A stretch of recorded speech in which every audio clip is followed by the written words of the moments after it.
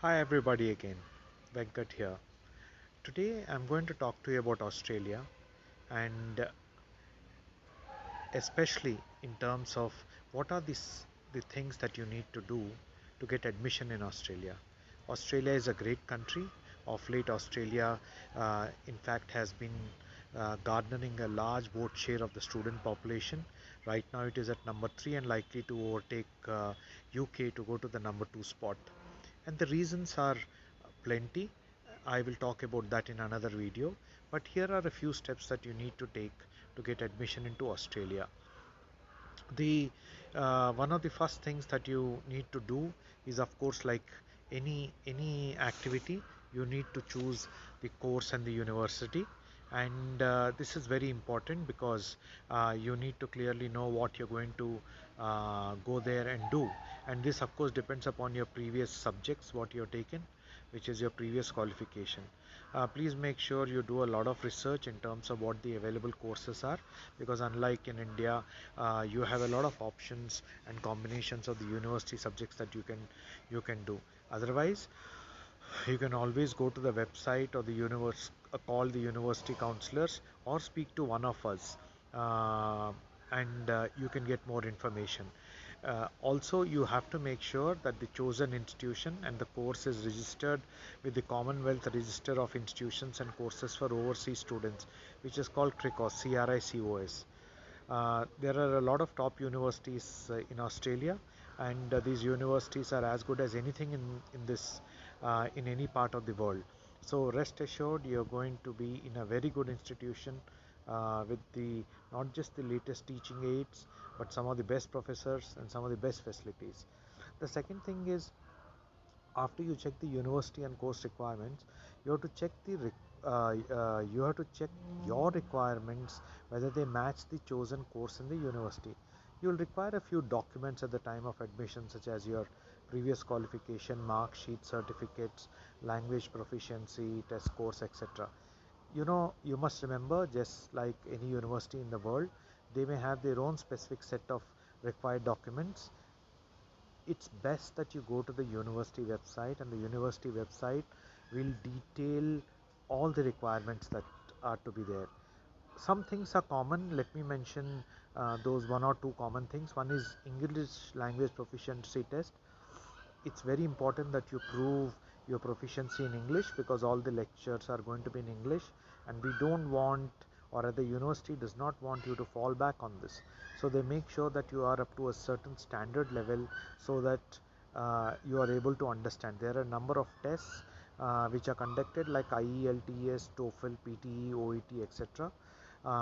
Yeah, the university website will specify whether any of that is okay or any specific test has to be taken. There are certain minimum marks that you need to score, and if you go to the Australian government's Department of Home Affairs website, that will mention the minimum marks that you need to get.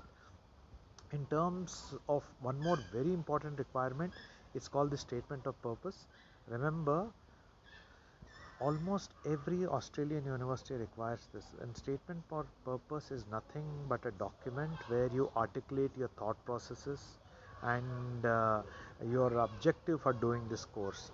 What the university admission team will do is, it will match whether what you say is something that brings out your passion and your life goals, and it meets what the outcome objectives of the course they are offering is. So it's very important that you write this, because a well written SOP or statement of purpose gets you an instant recognition and acceptance in front of the admission panel. So plan well, draft the best SOP you can, and read about SOP guidelines and sample tips. If you need help on this, you can always contact us. Our link is at the bottom. Now, in terms of one more very critical requirement, that's called the overseas student health cover. This is an insurance package that provides for international students to meet the hospital and medical expense they may need when in Australia. OSHC is a mandatory requirement to get your acceptance in university as well as student visas in Australia. You can purchase this either through your university or directly from any of the major health providers. You can search for who the major health providers are in Australia. Please do a Google search, you will get it, or please come to us and we will help you. Now, how to apply to these universities? Now, a lot of help on how to apply is available from all the Australian government websites. We have also sourced our information from that and from the practical experience we have had in giving admission. But basically, you can apply directly through the university website. Most universities have a web form which you can complete when you go to their website. Otherwise, you can download one and you can fill it up and you can send it by post to the university address. You can of course apply through agents which the university has appointed. That is the other way. You can go to the university websites and find them. But if you want a broader spectrum of universities and an understanding of which course is best for you, which university is best for you, then it's best to go to counselors like us who will, since we don't represent any university, but we are aware of all the admission processes, we will understand your strengths and guide you to which is the best possible place to go to. So please feel free to give us a call. We are always happy to help you. Now, when do you apply? There are generally two admission intakes in Australia. One is in July and in February. It's totally up to the students to choose what they want. To choose to choose which intake to apply in, make sure that the course that you select and the university that you select are offering either in the July intake or the February intake, because there may be some variations either in the course fees or availability or the kind of documentation required that varies between these two intakes. Always also remember that the complete application process along with appearing for interviews and visa application procedure should be completed well before intakes. Ideally, this takes about 6 months before the application deadline. So there will be 3 deadlines for one intake for most of the universities in Australia. You have to take your language test, aptitude test and other relevant tests at least 3 months before the deadline. The the final 3 months must be utilized for filling out application form for visa, so that you do not end up um, missing the deadline due to any delays. Now remember one more thing, this is a small little tip that we are giving you, is that in most of the Australian universities there is a fee revision that is made around February.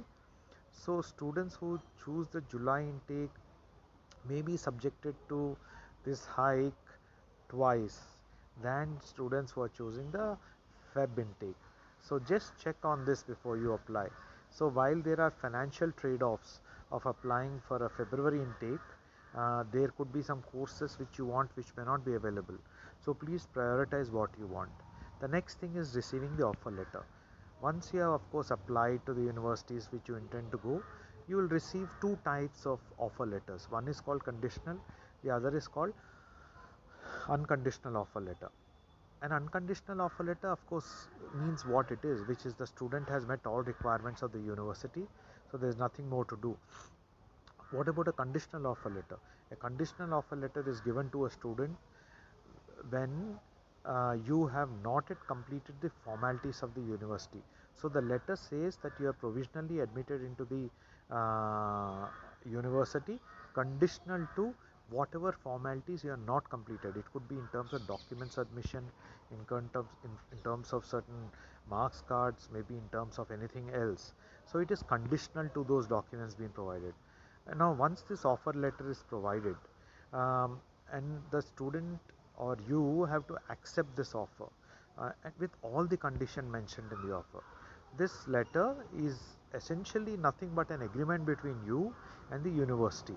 The letter will outline the course you are enrolled in, enrollment conditions, the fees you need to pay, and if there is any refund policy if you back out before you complete the course.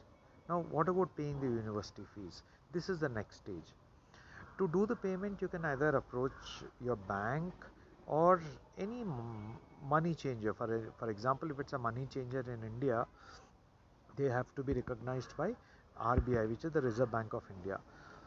When you find a good deal, you can finalize on that and pay the fees. If you need help on this, you can always come to us, and we will make sure that you find the right people or the right process to make the fees payment. Once you complete the payment and send your fees, the university will send you a receipt, which is your confirmation. Now the next step is the enrollment confirmation. Upon accepting the letter that you get from the university, um, that is the offer letter that you have accepted and you have paid the fees, you will receive an electronic confirmation of enrollment. It's called the COE by email. The COE makes you eligible to come to Australia to pursue the course you have opted for. It will be in the form of an online code which will come into use when applying for the visa. So COE is extremely important. You need to insert this at appropriate spaces provided in the online application form. Remember this. So keep the COE handy, it's very important. Now, this is a very important and valid document to be included in the document list to apply for an Australian student visa, without which a rejection is made right away. It, it basically confirms that you have accepted the offer by the university and you have paid your tuition fees, and remember, you have got your OSHC, which is the Overseas Student Health Cover Premium. By completing this final step, your admission to the Australian university is guaranteed and certified. Now the only thing for you left to do, of course, is apply for the visa. We will help you in preparing the visa docket, with which of course you can go to the embassy and apply for the visa. And we will cover any other visa formalities if you want to know in detail in another video. But all the best and have a great time.